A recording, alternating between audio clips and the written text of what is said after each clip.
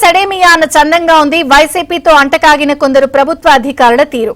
Fan పార్టీకి రెక్కలు ఊడినా ఆ పార్టీ ఫ్యాన్స్ అయిన కొందరు ఆర్థిక శాఖ అధికారులు స్వామి భక్తి ప్రదర్శిస్తున్నారు.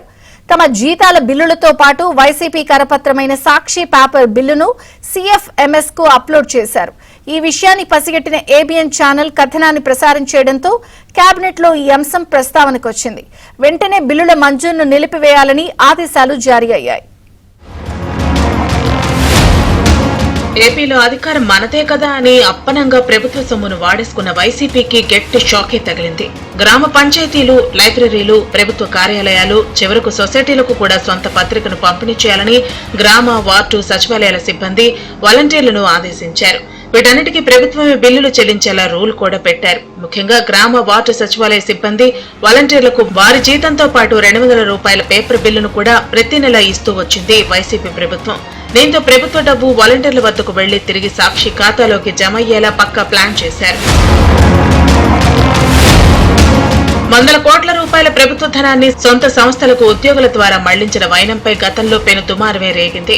అయినప్పటికీ లెక్క చేయకుండా యథేచ్ఛగా సొంత పత్రిక సర్క్యులేషన్ పెంచుకునేందుకు నిస్సిగ్గుగా పనిచేశారు. సార్వత్రిక ఎన్నికల్లో ప్రజలు వైసీపీకి కేవలం 11 స్థానాలే ఇచ్చి ప్రతిపక్ష హోదా కూడా లేకుండా పక్కన కూర్చోబెట్టారు.